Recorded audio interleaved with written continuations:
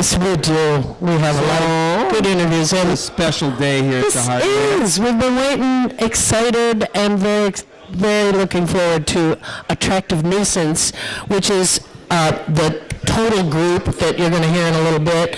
Right now we got half of that group sitting up here now. And that half is the reason the Attractive Nuisance came to town, because Heather Levy, good morning to you. Good morning, Heather. Nice to meet you. Anthropologist at Temple University, I believe. That is correct. And you are here in town at the Anthropological Association meeting to give a paper? Or to hang out? To study?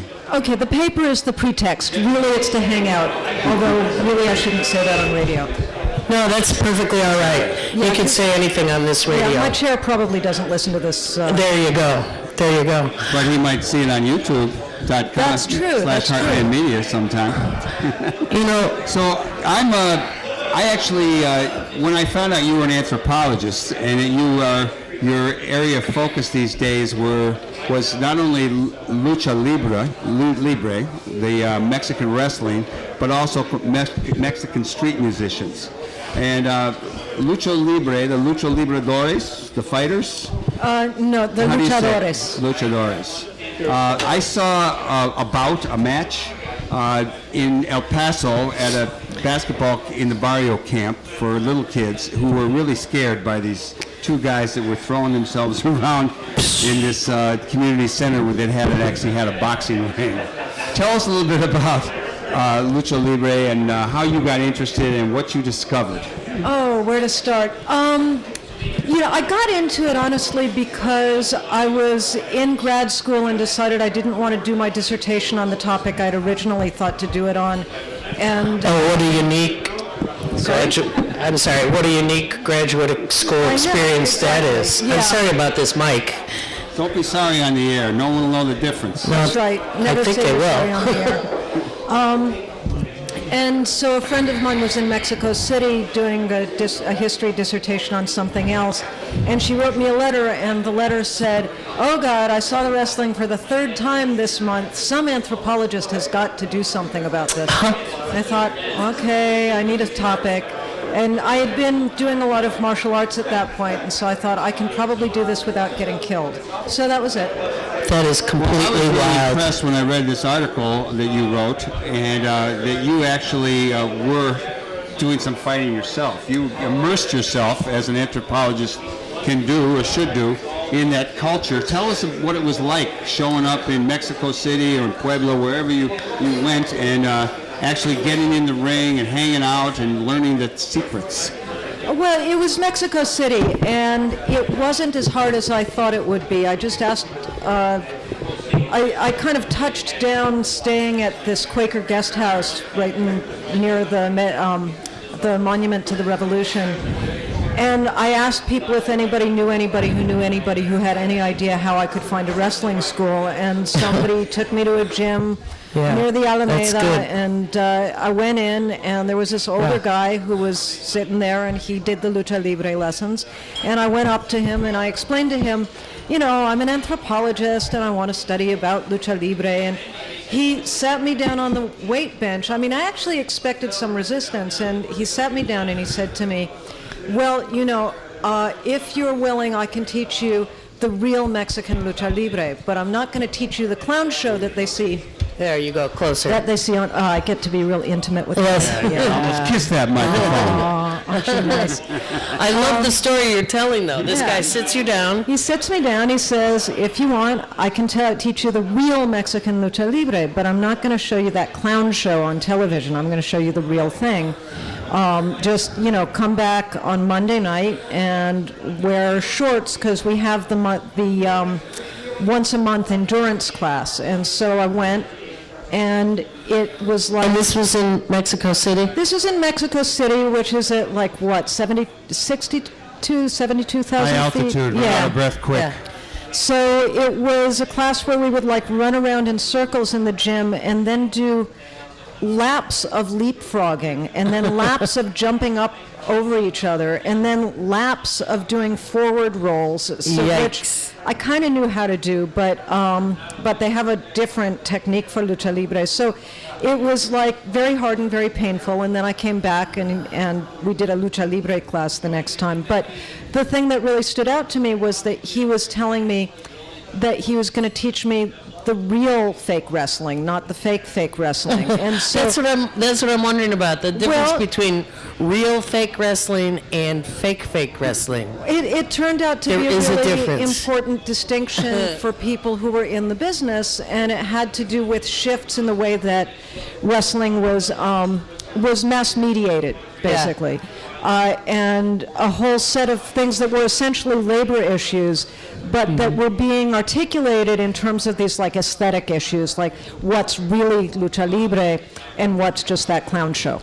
Let me ask you, I got to say, I didn't know much about a guy named Jack Black, but I did see a movie called Nacho Libre. Yeah. And in that he plays a role of, well, I won't go into all the details, but there's a lot of fighting in it, and that's the role he plays. What was your take on that movie, and how much, well, just what was your take on it? I enjoyed it a lot more than I thought I was going to. Jack is like that. Yeah, Jack is like that. That's about right. Yeah. Because, I mean, it was a fantasy. It had nothing to do with the real world of lucha libre, but it seemed like a culturally appropriate fantasy. Like, it didn't seem to me... Offensive? Yeah, I mean, Right. it wasn't an easy... He didn't do an easy target. He created something else that had a lot of sort of resonance with the telenovela and with other kinds of Mexican comedies. So I felt like it wasn't just a really disrespectful take on it. The other thing is that his character was very, very loosely based on a real person. This wrestler who called himself Fray Tormenta, who was a priest, he still is a priest, who runs an orphanage outside of Mexico City, and decided to start wrestling as a masked wrestler in order to raise money for the orphanage, and then sort of turned the orphanage into a wrestling school, an orphanage/wrestling school where the orphans learn to wrestle. And so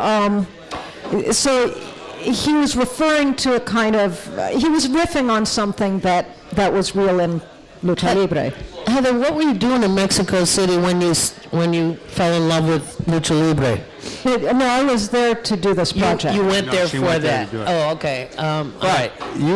You go back and forth to Mexico, I assume, and one of the other areas of attention that you are focused on is Mexican street singers. And, I know in getting ready for the show, I sent you a couple of photos I took over in Juarez. And I remember talking to these guys. I say, "Conoce la canta, la canta de Gregorio Cortez," which is a story about.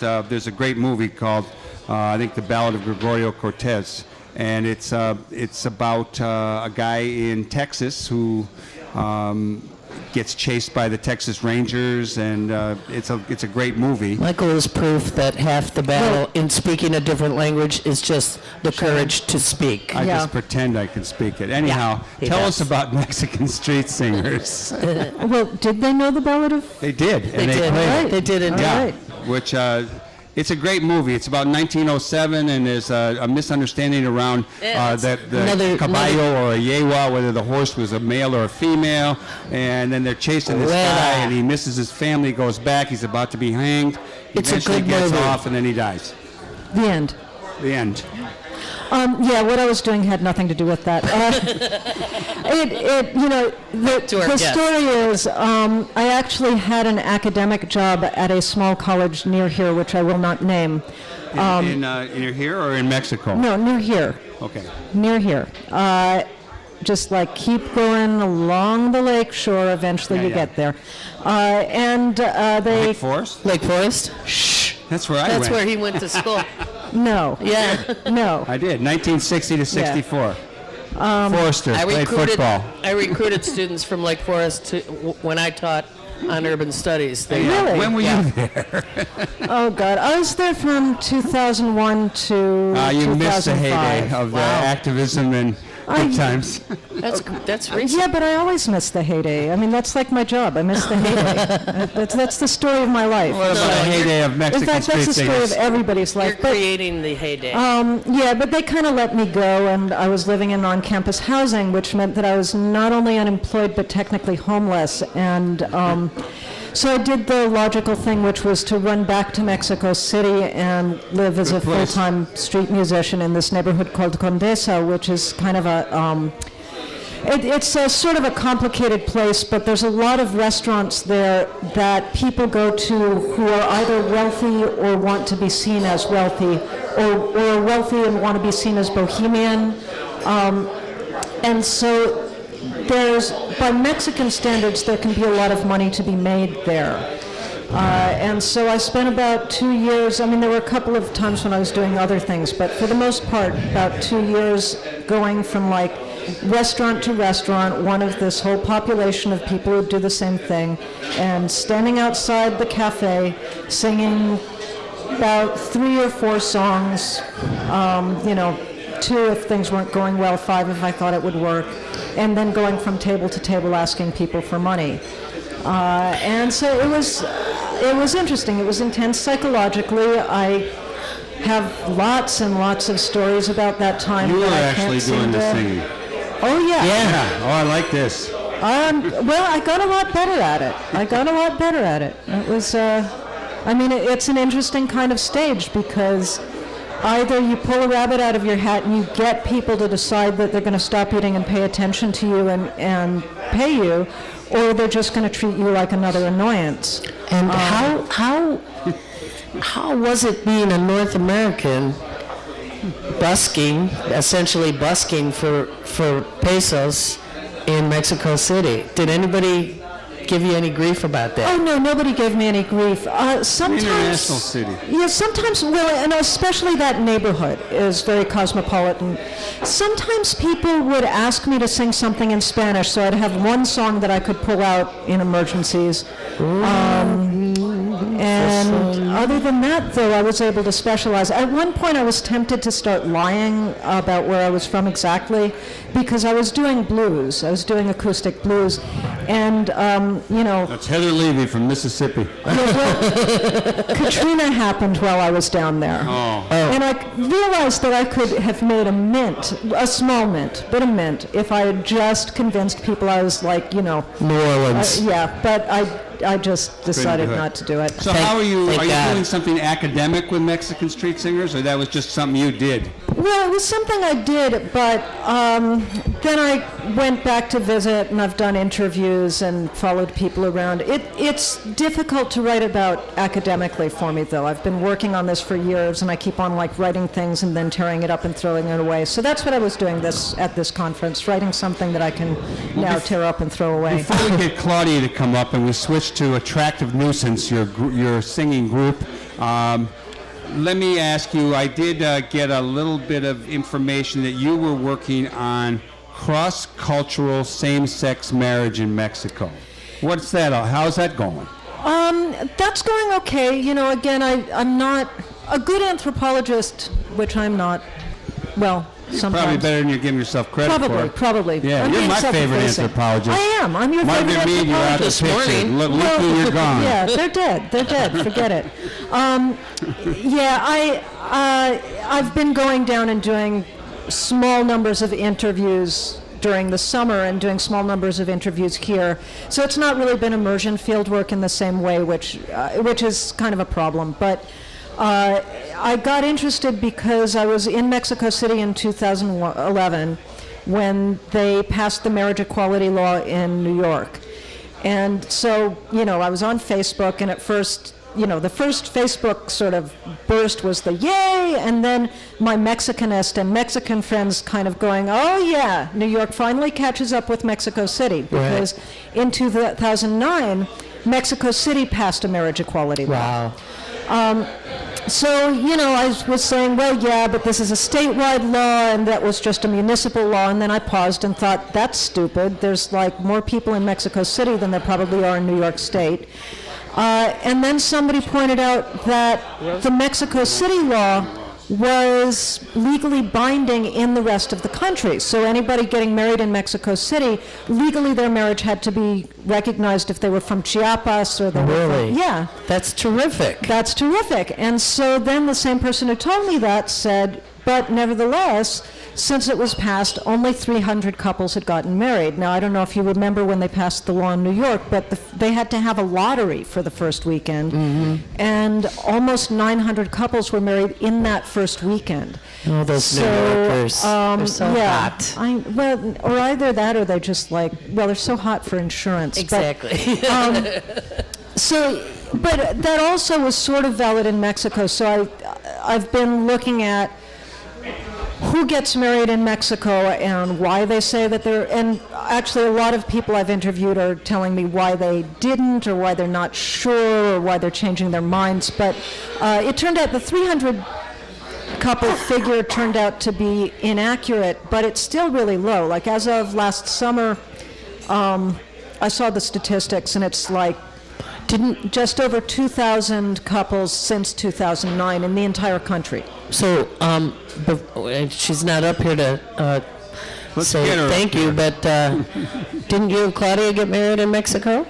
No, we got married in Massachusetts. Oh, you did? It begins with M. So much for me understanding Yeah. what's being said on Facebook. All right, we're going to get Claudia up here. We're going to chit-chat, and then we're going to get you guys to do a couple of tunes. But before we leave the anthropological, we want to just, I want to mention John Ross, the late, great John Ross, who wrote a wonderful book called El Monstruo about Mexico City. He died. He Yes, did die when did a he couple die? years ago. He's been on this show. He was on this show 3 or 4 times. You can see that youtube.com/Heartland Media. You can find John Ross, and he spent a wonderful week together with us up here about 6 months before he passed away, and he was back in Mexico where he passed away. It's almost a couple of years. What an incredible monster of a book he And wrote about Yeah. Mexico City. While we're heading south, we want to, people who listen regularly or come to the live audience, there's a woman named Hannah who's around, and she helps us out. She's down in Honduras watching the elections that take place this weekend. That's right. And we hope she's doing well, and we hope that there's not too much negative stuff goes on in that election. We look forward to the victory of the woman whose husband was put out of office by a coup supported by our own government, Zelaya. So right now we're going to situate the gals up here. Do we need to take a break, or are we going to No, I don't talk think we're going to through take it? a break. We're just going to keep talking. Just gonna keep Claudia, talking. I'm going to move over, and you Even two while will we be sing. here. All right. Yeah. Bring your guitar. Bring your instrument up. We got four microphones, and we'll do the best. We'll get We're people gonna to hold shift. them, whatever we're going to do. We're going to shift everybody over one. There we go. All right, and Tell stories about Claudia. Claudia Giannini. Giannani.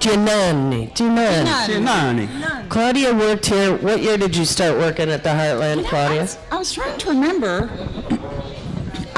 I think it was maybe like forever. 93. How much? 93 to 96. It wasn't really that long that I No. worked here, but I mean I drank here for a long time before I worked here. So. That's true, and you did that very well, Claudia. Thank you. Claudia never tended bar without her hard hat. Okay, she did have her rock climbing helmet on at all times, which I think was a wise move. I remember other hats. Well, there were other hats. From That's time to true. time, from time But to time. a lot of times it was the football helmet or the rock climbing hat. And bartending can be dangerous. Indeed. So, and in fact, actually, I remember once when I had the cash register open and my head was down in the cooler to get the beer, and I came, bam, right, and I probably would have been concussed Well, if I hadn't had that helmet on. Speaking So, for one of the many who have concussed without, really getting it checked out, you're right, you would have. The other thing you used to do a lot that affected me, Claudia, was you spoke in tongues. You did a lot of, well, I'm not sure. We shouldn't put her on the spot. All I know is I have a tendency that way. I am folded also that way. So, it would be hello, Claudia, jaw, And I would just immediately go into whatever was the language, the accent of the day. Yeah. Yeah. Yeah. I kind of tend to screw up the language a bit. Yeah. Uh-huh. I don't think I can do it on the radio though. It's a treat to have you here. It is so wonderful to be back. And you gals are playing on this very stage tonight. Yes, we are. What time does that start? 9 p.m. Right. That's Okay. 9 p.m. Central Time. Yes, that's So do you right. think the house will be full of anthropologists tonight? I hope so. We've specially altered our poster or our flyer and passed some out at the AAA conference hotel. So we have quite a few people committed. So That's good. That's good. I'm trying to collect some old Heartlanders. They're as easy as herding cats, but a couple people put out. David Libman put out something last night to some of the old buddies, and I would love to see them stop in to hear some music. I was trying to connect with everybody on Facebook, but apparently not everybody is on it. How can that be? Well, they're younger, they're So- cooler, they're So hipper. everybody knows there is a brand new menu at the Heartland, so there's a lot of new delicious dishes. And the Heartland Cafe is going to be open this Thursday, Thanksgiving, for a really special meal. So Right. That's just a little side note. And tonight you can get great food, great drink, and you can hear Attractive Nuisance. Do you want to give us a little tune? I know our equipment is a little rigged today. Grant is down at a football game, Purdue or something. Yep. And we got Dan pitching in. Dan and Kruger, It's all yay. working. It's all working, so we're really happy. Sort of. What are you guys going to sing for us? Going to start should off. we start off? Do you want to start off with the Buffalo Bar song and then? Okay. We'll start off with the song one of the first songs I ever wrote, actually, because I learned to play guitar when I was working at the Buffalo Bar, and Yeah, I'm sure you used to go to Flats and Sharp. I didn't even know it was there. Oh, okay. But I borrowed my guitar, so I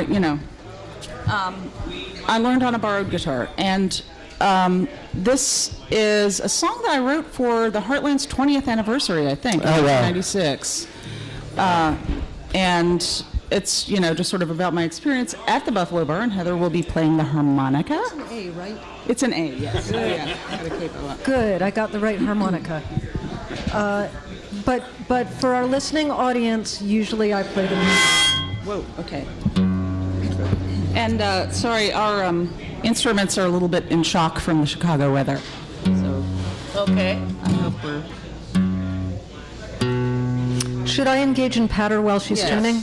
Please. Okay, let's see. What kind of patter should I engage in? Well, Lucho Libre. I'm very excited to be here. I've heard so much about the Heartland from Claudia. It's like it's legendary. I it almost is- don't believe that I'm here. it is a bit legendary, and because we're old, and restaurants don't but a get lot to of be people this are old. Oh, you mean the restaurants? The restaurant is old. Yeah. No. Yeah, no, and also like every time I run into or meet somebody who spent any time on the north side of Chicago, and I say, well, my wife used to tend bar at the Heartland. They're like, the Heartland? I practically lived there, and it's very confusing to me because the number of people who allegedly lived here. I know. I mean, it's a big place, relatively speaking. It's but been it just a can't lot of fit them all. promiscuity over the years. Yeah. Heather. I mean, You must have had seriously. people like sacked out on the tables and We under had the people tables. sacked out. That's right. A lot of sacking out. It was wilder when Claudia worked here. Yeah, so I've heard. Yeah, I could tell you some stories that she told me, but she tells them Off better. the air. Yeah, that's the other thing. Yeah. All right. You can hear those tonight Yes. at our show. That's right. Okay, so you hear that? Okay.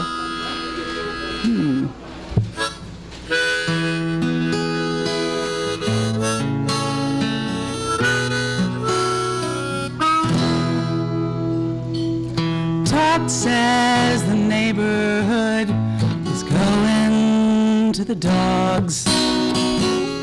B-boys and Latin kings, there ought to be a law.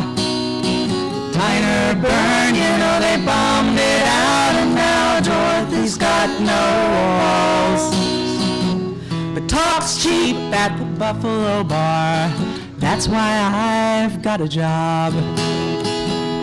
Big boss tells his portrait of Mao Workers of the world unite. Kate thinks that a softball game is gonna warm up my lonely nights. The team's chock full of righteous babes, and you can kiss with a broken hand. Talk's cheap at the Buffalo Bar, so that's where I'll make my stand. Fifi's got an Astrolink, she'll do your whole chart for free. Doc says I'm out of here, doesn't look so gone to me. Dr. D keeps staring at me, and now he's asking me to touch his rock. Talk's cheap at the Buffalo Bar, so I've got lots of talk. Wanna play harp?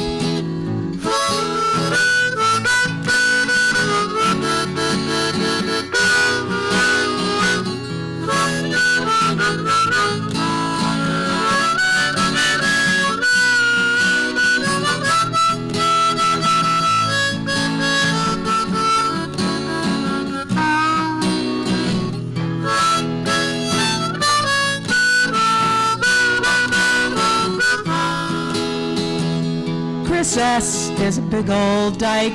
Look, here comes her boyfriend now. Here's Chuck to fix Tria's bike. She'd do it if she knew how. Leila's song, though she's done no wrong, is I'm sorry as I can be. Talk's cheap at the Buffalo Bar, that's alright by me. Talk's cheap and I like that fact, 'cause I don't have much cash. I buy a lot of words, most of them end up trash.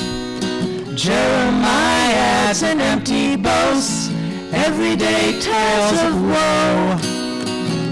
Talk's cheap at the Buffalo Bar. Talk's cheap, so it won't cost much to learn everything I need to know. Talk's cheap at the Buffalo Bar, so that's where I always go. Well, I'm going to be at the Buffalo Bar tonight for sure. So when did you two decide that you were going to, besides getting married and doing anthropological work, I imagine, you ever get to go to Mexico too? We more or less honeymooned in Mexico, and in fact, we had been planning to go to Mexico, and that was almost sort of occasioned the marriage because Why not? why not make it a honeymoon? and also we thought the DOMA decision, the Supreme Court DOMA decision, might come down while we were in Mexico, and we wanted to be married if it happened. So. Congratulations. Yeah, so we spent a month in Mexico this summer. And when did you start singing as a duo? And where do you sing besides here at the Heartland tonight? Well, almost immediately. We met when Heather crashed the Bryn Mawr Class of '84 reunion with my good friend from Bryn Mawr, Kelly Kuwabara. And we got together and played on Marion Green. And at the time, some friends had asked me to sing at their wedding, and I wanted to do it, but I wasn't really comfortable enough on the guitar to sing at to accompany myself at someone's wedding, because you don't really want to screw that up. So I was looking for somebody to play that wedding with me, and I heard Heather play and sing, and I thought, Well, let's hear one more tune because we'll run out of time. Okay. Sorry, wait, where does this go? Don't forget to lean in.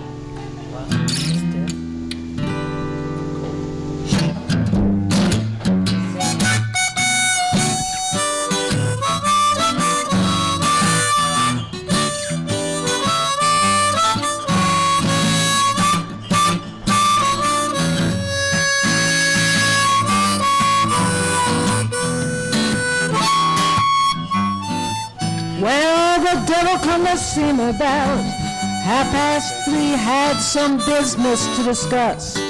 Man Joe on his knee, but the Mississippi Delta on his breath. The Mississippi Delta on his breath. And I had 3 reasons to tell him yes. There was the wolf at my door, the baby at my breast, and an itching deep in my shoe. Itching deep in my shoes. So my love for you is deeper than the ocean. My love for you is hotter than the sun. My love for you will last till the rivers turn to grass. Baby, that's the way I get it done. Baby, that's the way I get it done.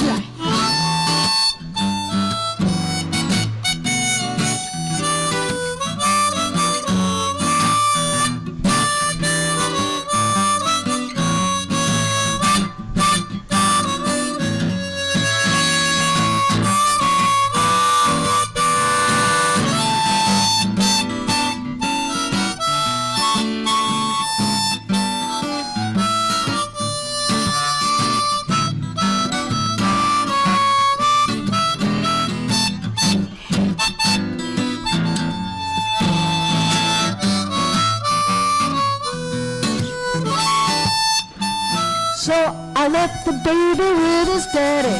I left the wolf the rest. Now I ride between the eagle of happiness and the black-winged hummingbird of doom. Black-winged hummingbird of doom. So my love for you is deeper than the ocean. My love for you is hotter than the sun. Love for you will last till the rivers turn to grass, 'cause baby, that's the way I get it done. Baby, that's the way I get it done.